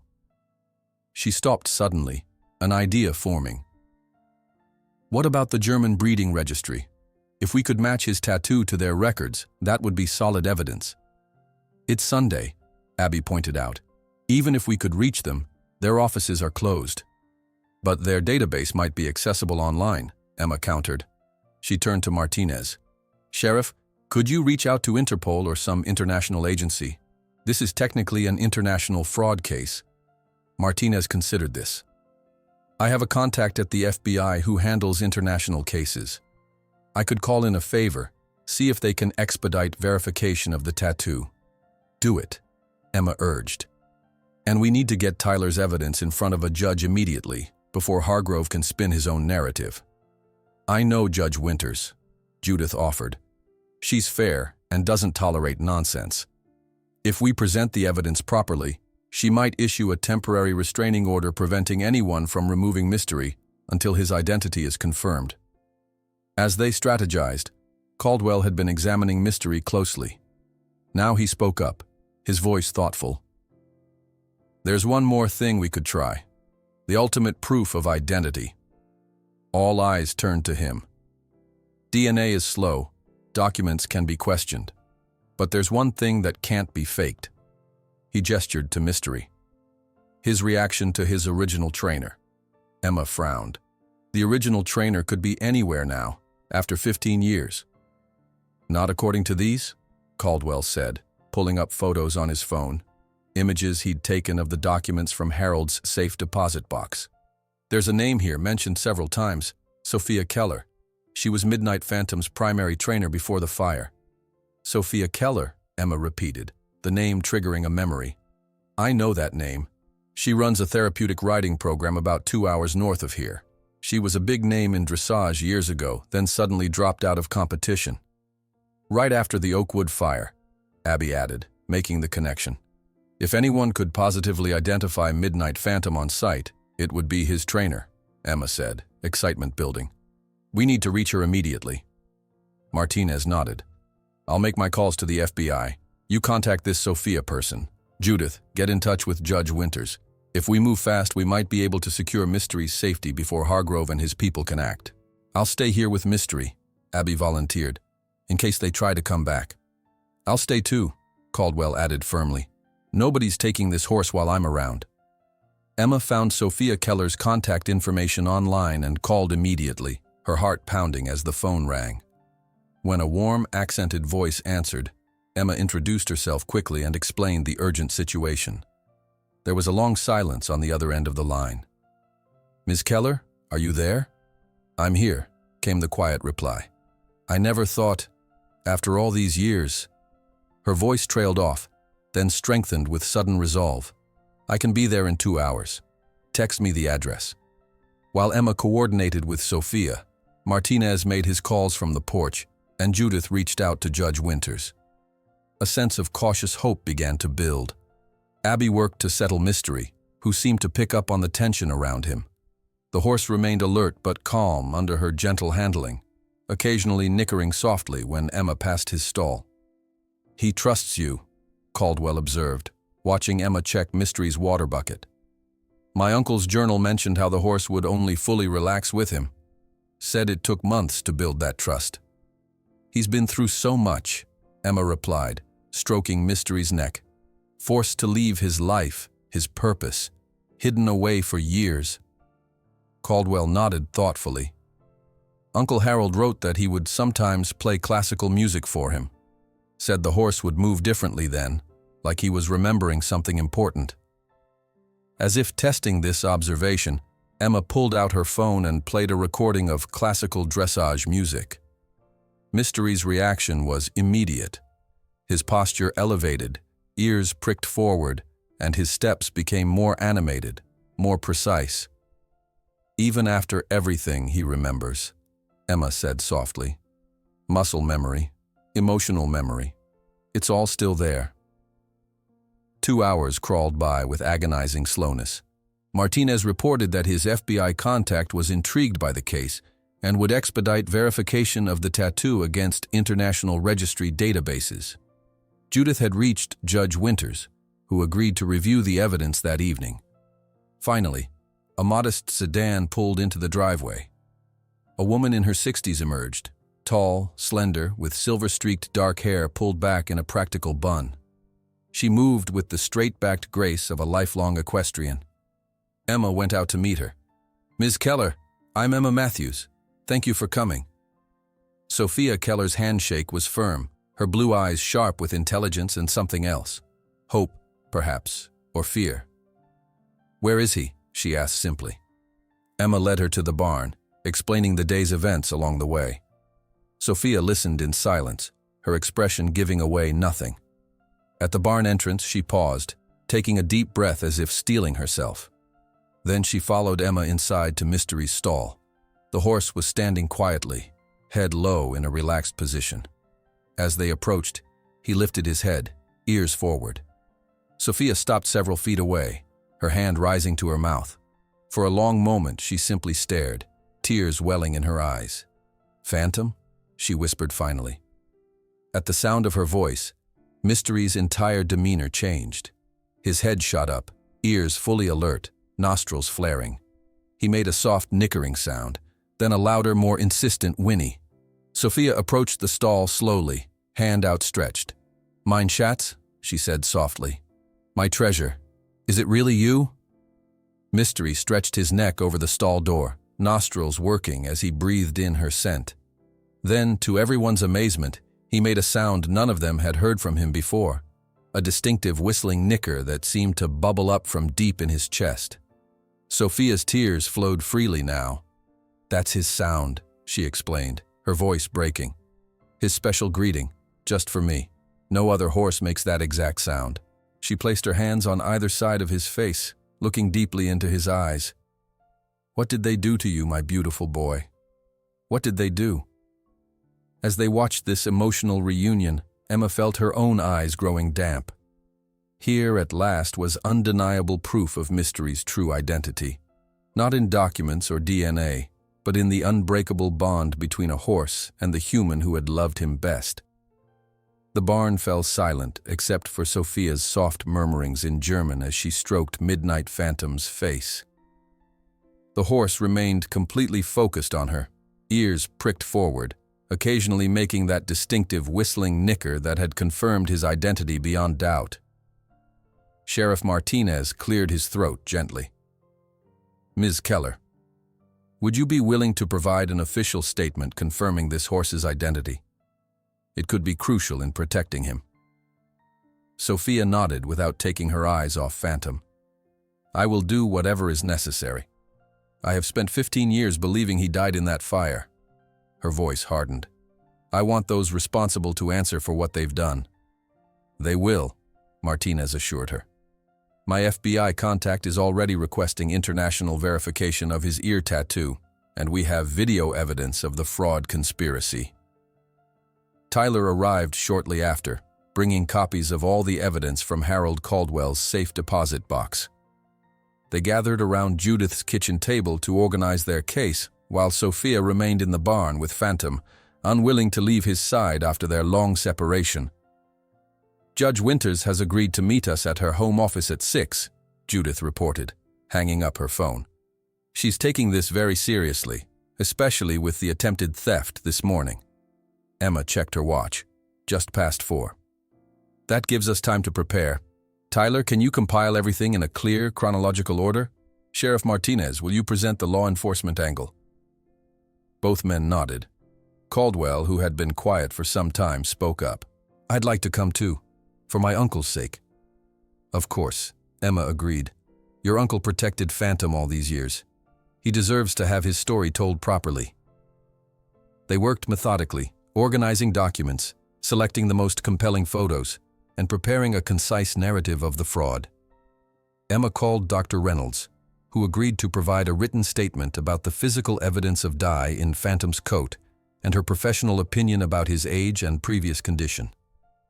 At 5:30, they prepared to leave for Judge Winters' home. Abby and Sophia would remain at the farm with Phantom. "We'll keep him safe," Sophia promised, her accent thickening with emotion.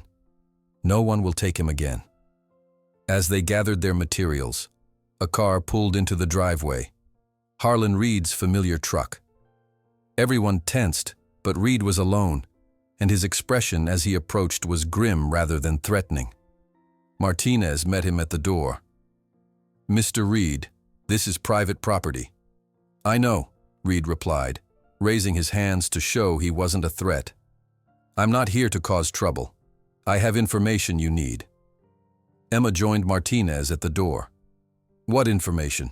Reed glanced around nervously. Hargrove knows you've found evidence. He's desperate. He's calling in favors from Judge Simmons to get an emergency seizure order for the horse. Simmons? Martinez frowned. He doesn't handle animal cases. He does when his brother-in-law asks as a personal favor, Reed said bitterly. Hargrove and Simmons have been friends for 30 years. Emma's heart sank. Judge Simmons was known for his conservative rulings and connections to the county's elite. If Hargrove secured an order from him, it could supersede anything Judge Winters might decide.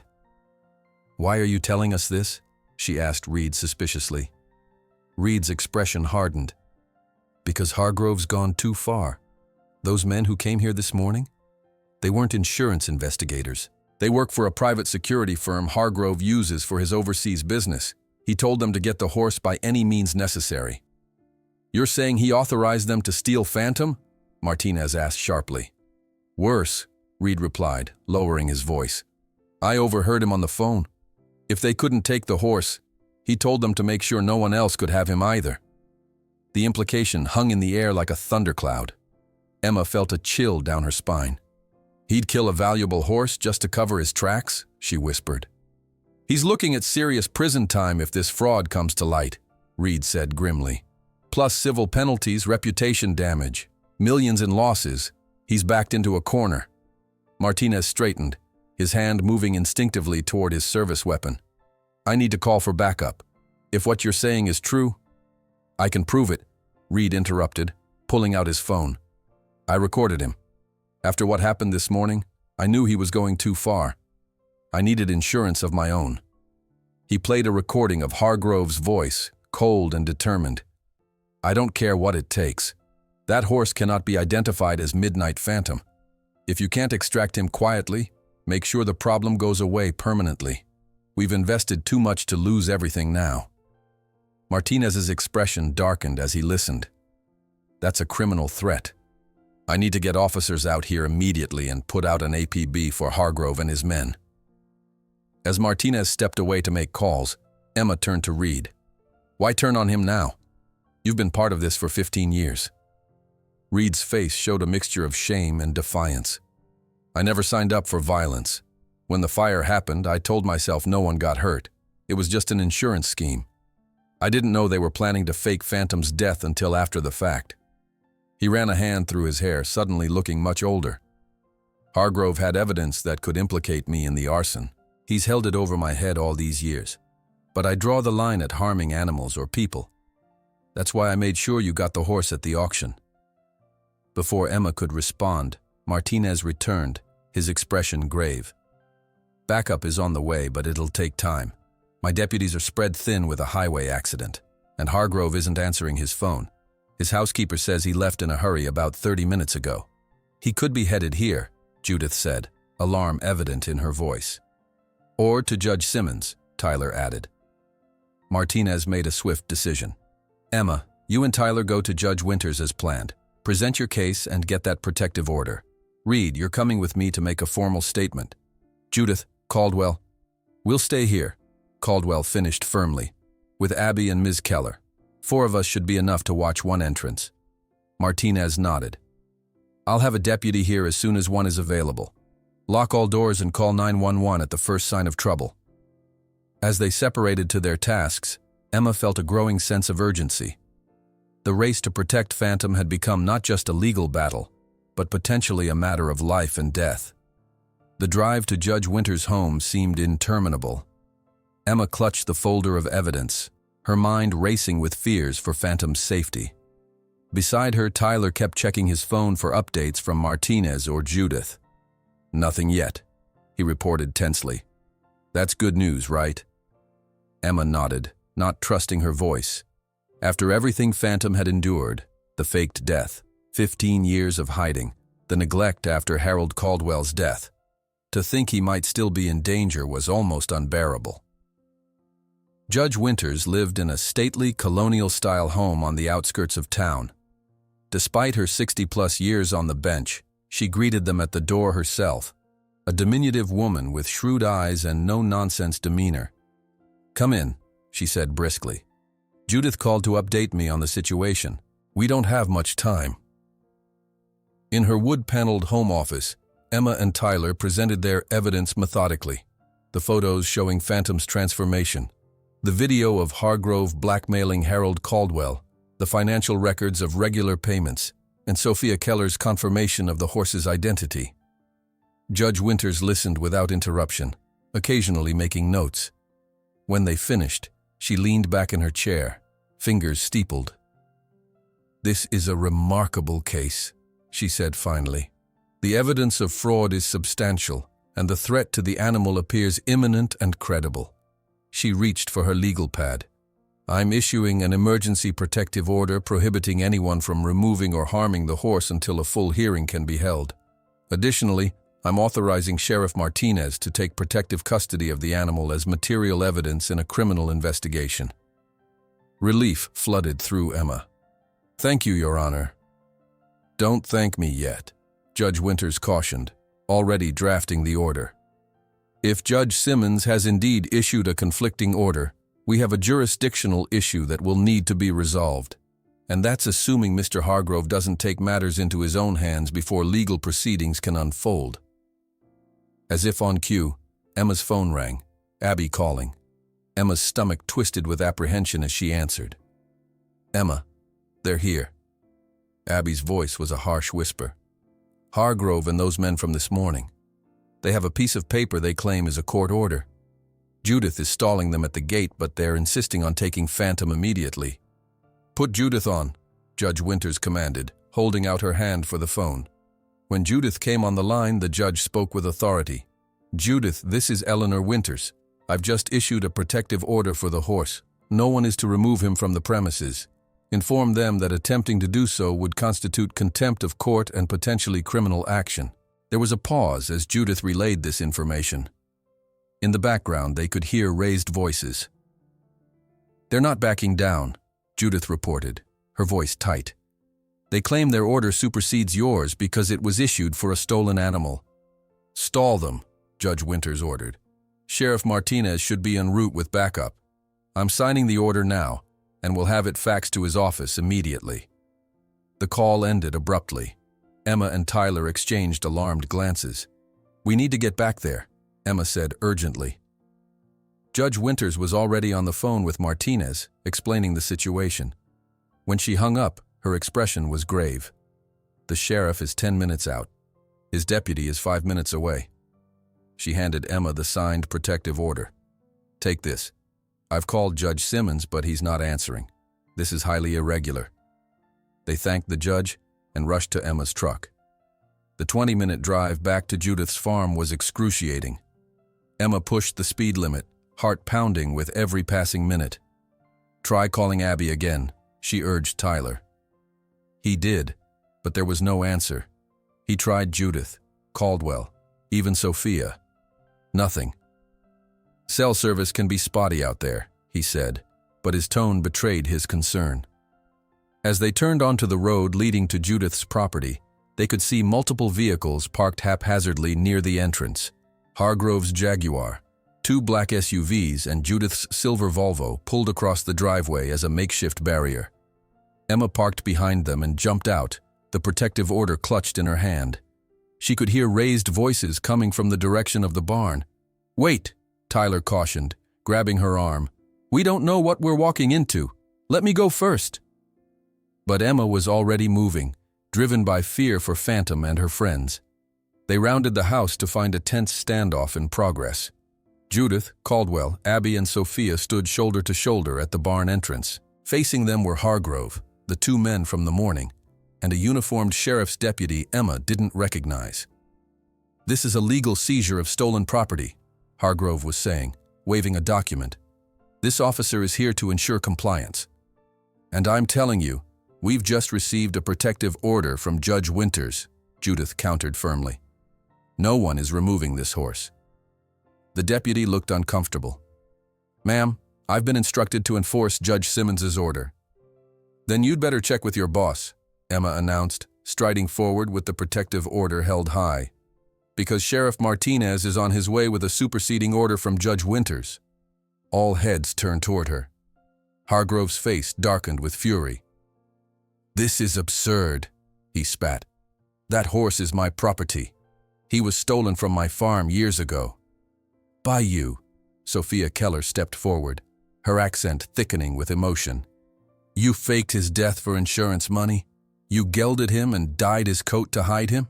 You blackmailed a good man to keep your secret. Hargrove's expression flickered with surprise at seeing Phantom's former trainer. Sophia, this doesn't concern you. Doesn't concern me? She repeated incredulously. You stole my heart horse, the animal I raised from a foal. You destroyed his career and hid him away when he was injured instead of giving him the care and retirement he deserved. Inside the barn, Phantom whinnied, clearly recognizing Sophia's voice even in her distress. The deputy studied the protective order Emma had handed him, comparing it to the one Hargrove had provided. Sir, there seems to be a jurisdictional conflict here. I think we should wait for Sheriff Martinez. We're not waiting, Hargrove snapped. He turned to his men. Get the horse, now. The two men moved toward the barn entrance. Caldwell and Judith stood their ground, while Abby and Sophia retreated inside to stand guard over Phantom's stall. Touch any of them, and I'll add assault charges to the fraud and conspiracy, Emma warned, her phone raised. I'm recording everything. The standoff hung in the balance for a tense moment. Then the sound of sirens broke the silence, growing louder as multiple sheriff's vehicles approached. Hargrove's face contorted with rage and something else, fear. He looked at his men, then at the barn, clearly calculating his options. It's over, Victor, a new voice announced. Harlan Reed had arrived with Sheriff Martinez and 2 deputies. They have everything, the videos, the photos, the payment records. Harold Caldwell documented it all. Hargrove's composure finally shattered. You ungrateful traitor, I made you. Without me, you'd still be mucking stalls for minimum wage. Maybe, Reed acknowledged quietly, but at least I could look at myself in the mirror. Martinez stepped forward, face stern. Victor Hargrove, you're under arrest for conspiracy to commit fraud, blackmail, and criminal threatening. He nodded to his deputies, who moved to take Hargrove into custody. This is outrageous, Hargrove blustered, but his voice had lost its authority.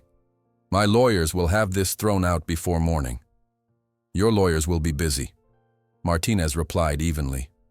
The FBI is very interested in this case, particularly the international fraud aspects, and I have a feeling they'll find more once they start looking into your finances. As the deputies led Hargrove away, Martinez turned to his other men. Secure those 2 as well, he ordered, indicating Hargrove's associates. Charge them with trespassing and attempted theft for now. We'll add more once we get their statements. Only when the 3 men were safely in patrol cars did Emma feel the tension begin to ease from her body. She looked around at the others, Judith looking regal despite her disheveled appearance, Caldwell with quiet pride in his stance, Abby and Tyler grinning with relief, Sophia wiping tears from her eyes. Is it really over? Abby asked softly. Martinez nodded. The immediate danger, yes. There will be legal proceedings, testimonies, probably civil suits as well as criminal charges. But the horse, Midnight Phantom, is safe now. Sophia moved toward the barn, drawn by another soft nicker from inside. May I? She began, looking at Emma. Of course, Emma replied gently. He's been waiting for you for 15 years. They followed Sophia into the barn, where Phantom stood alert in his stall, ears pricked forward. The setting sun streamed through the western windows, illuminating his bay coat with golden light. The dye will grow out eventually, Emma said. His natural black color will return. It doesn't matter, Sophia replied, stroking his face tenderly. Black or bay, stallion or gelding, he is still my Phantom, my heart horse, and he has finally come home. 6 months later, Emma stood at the fence of her largest paddock watching as Midnight Phantom, now officially confirmed as such through DNA testing and registry verification, trotted gracefully across the autumn grass. His coat had grown out to reveal his true color, a gleaming black that shimmered with blue highlights in the sunlight. Though still leaner than in his competition days, months of proper nutrition and gentle exercise had restored much of his muscle tone and vitality. "He looks like a different horse," Tyler remarked, joining her at the fence. "Hard to believe he's the same skinny rescue from the auction." Emma smiled. "Yet he is, just finally able to be himself again."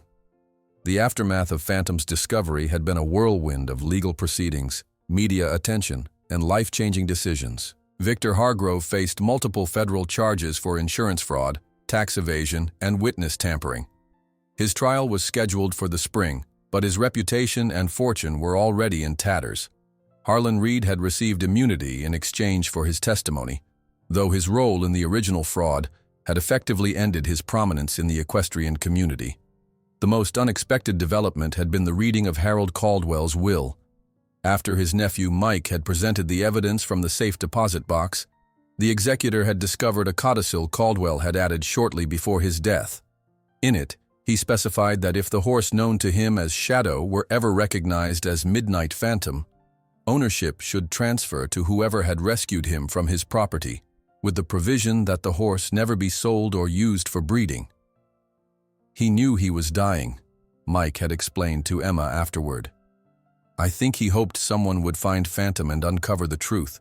His way of making amends, perhaps." The legal implications had been complex. Pinnacle Insurance had initially sought to claim Phantom, arguing that since they had paid out for his loss, the horse technically belonged to them. However, the revelation that one of their own investigators had been on Hargrove's payroll to help suppress the fraud had weakened their position considerably. Ultimately, they had settled for recovering the original payout from Hargrove's assets, plus interest and penalties. The final court ruling had confirmed Emma as Phantom's legal owner, subject to the conditions in Caldwell's will. It was a responsibility she took seriously, even declining a substantial offer from a documentary filmmaker who wanted to purchase him for a film about his remarkable story. "Any word from Sophia?" Tyler asked, snapping a few photos of Phantom for a follow-up article. Emma nodded. "She's arriving tomorrow for her monthly visit. She's been amazing with his rehabilitation." After the dramatic events at Judith's farm, Sophia Keller had offered her expertise to help restore Phantom to health. Though she couldn't relocate permanently, she traveled regularly to Whispering Pines, working with Emma to design a training regimen that honored both Phantom's elite background and his current limitations as an aging, gelded horse. "The Therapeutic Riding Center called again," Emma mentioned, checking her watch. "They're still interested in having him as a visiting ambassador once he's fully rehabilitated." "Will you do it?" Emma considered this. "I think so. He's so good with people, especially children. It seems fitting that after all those years in isolation, he gets to connect with those who need him most." The publicity surrounding Phantom's case had brought unexpected benefits to Whispering Pines stables. Donations had poured in to support Phantom's care, but more importantly, new students had enrolled, fascinated by the story of the rescued champion. For the first time in years, the stable's finances were stable, even promising. "Need to head back to the office," Tyler said, checking his phone. "The editor wants my article on Hargrove's latest pretrial hearing by 5. Emma nodded. "Thanks for stopping by. And Tyler, thank you for everything. None of this would have happened without your research." He smiled, a hint of color touching his cheeks. "Just doing my job. Though I have to admit this is the story of a lifetime." He hesitated, then added, "Speaking of which, dinner tonight? To celebrate the 6-month anniversary of our great horse rescue caper." Emma laughed. "Sure, but let's not call it that in your book, okay?" After Tyler left, Emma made her rounds of the stable. The afternoon lesson was underway in the covered arena, Abby teaching a group of beginners the basics of posting trot. In the grooming area, 2 teenage girls were preparing their mounts for the advanced class. The barn hummed with the pleasant sounds of activity and life. Emma's phone rang, Aunt Judith calling with an update. Judge Winters officially denied Hargrove's latest motion, Judith reported without preamble. His assets remain frozen pending trial. Good, Emma replied. Any word on those men who tried to take Phantom? Both took plea deals. They'll testify against Hargrove in exchange for reduced sentences. Judith paused. How's our celebrity horse doing today? Wonderful, getting stronger every week. Sophia arrives tomorrow for her visit. Give her my best. That woman's knowledge of dressage is remarkable. I've learned so much just listening to her work with Phantom. After finishing her call, Emma walked to Phantom's paddock. The horse noticed her approach and trotted over, greeting her with a soft nicker. Not the special whistling sound he reserved for Sophia, but affectionate nonetheless. "Hey, handsome," she murmured, offering a carrot from her pocket. He took it delicately, his whiskers tickling her palm. As she stroked his gleaming neck, she marveled again at the journey that had brought them together. A chance encounter at an auction, an impulse bid, a mystery that had changed both their lives irrevocably.